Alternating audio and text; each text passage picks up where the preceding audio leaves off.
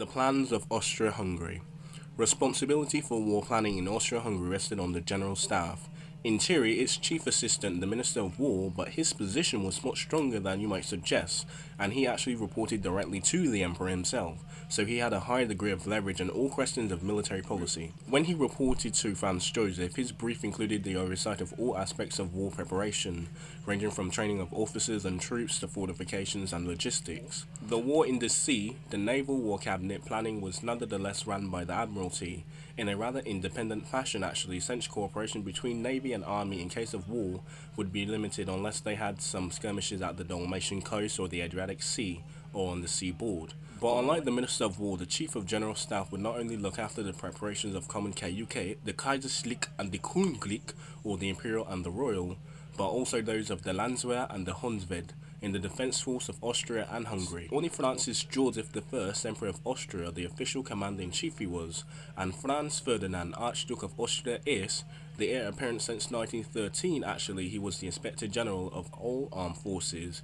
and he actually held sway over the different branches of troops, from the Cook to the Landwehr, to even the Hundsved, and even the Croatian and Bosnians. What set the Austro-Hungarian army apart from all land forces of other European powers was the Habsburg monarchy's unfavorable strategic position that made the attacks with high casualty rates and overextended lines of communication particularly very dangerous.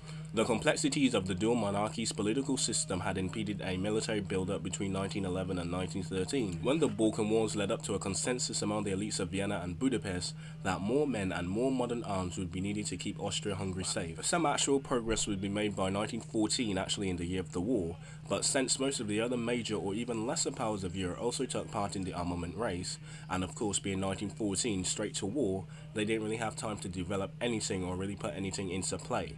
The military resources also looked very inadequate when the July crisis began, because Austria-Hungary actually had to harvest before they actually went to war.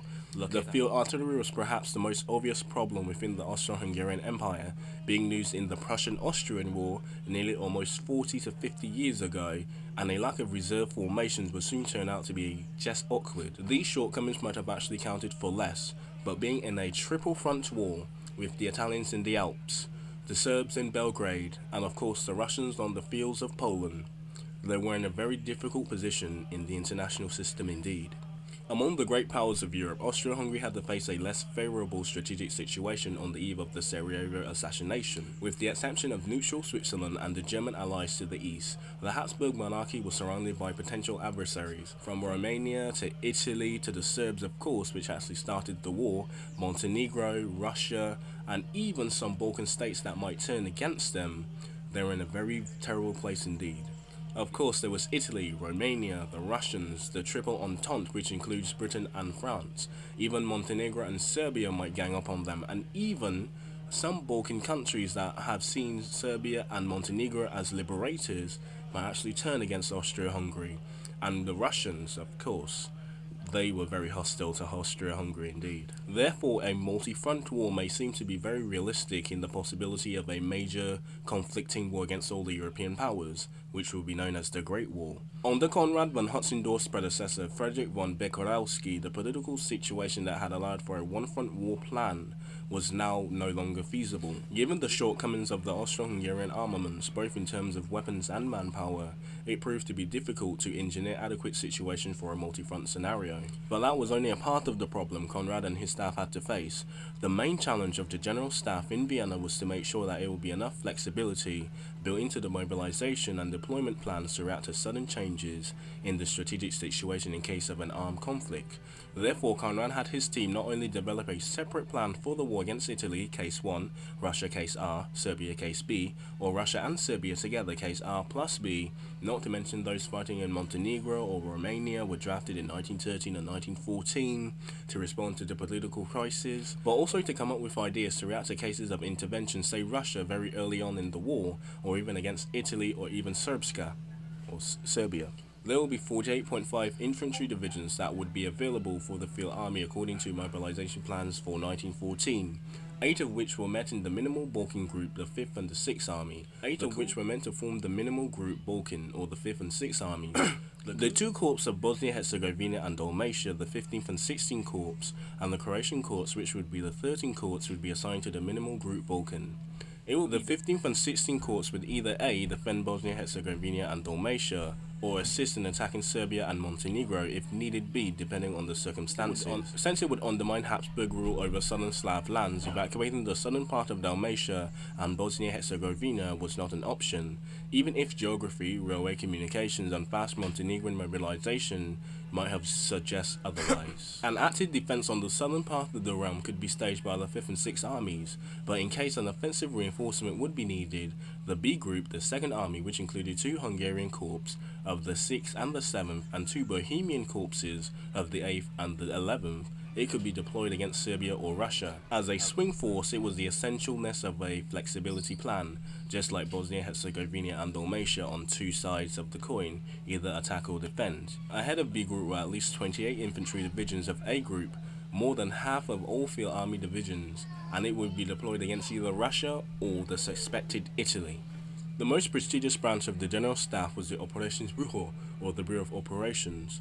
Overall planning for different war cases and war scenarios would be coordinated here, and this also included not only the mobilization and deployment of troops, but also the outline for operations and the opening campaigns. War plans had long existed before Konrad von Hotzendorf had actually took the helm in 1906, and he was sent to revise them. Since he supported the idea of a preventive war against Italy, he had worked on plans for operations against the southern neighbours.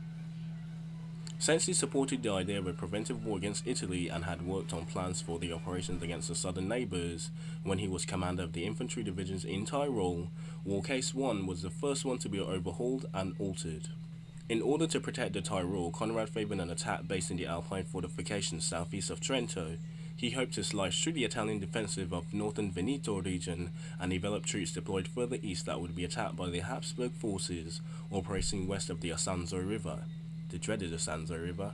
Nevertheless, the main feature of this plan, which was to envelop the Italian army, was not forgotten, and inspired the ill-fated offensive of the Sati Committee area in 1916, the so-called Srak-Finsk expedition. And that's it, Austro Hungry, from the Trento in Italy, from the streets of Belgrade, and even on the frontier of Galicia in Russian Poland. Of course, these are the pre-war aims, strategies, and techniques by the Austro-Hungarian Empire, and of course, I have to give it to them, at least they knew they were underpowered and on demand, but they still did what they had to do, and fight for the Kaiserslack and the Kaiserreich, but at a cost of the Empire and of course men. But hope you enjoyed, hope you learned something about pre-war plans. Next episode, I gotta look at the list. Of course these are the first two, of course the country declares war, and then plans and politics, or pre-war plans I should say. I don't know, might do it's Plan Bantista tomorrow maybe for politics. I might just change this to pre-war plans, and then if anything politics and political figures, but if anything heads of state I guess, or something like that. I don't know, but anyway, you know what, we could do heads of state for like the filler last content after 1918 November the 11th. But anyway, hope you learned something.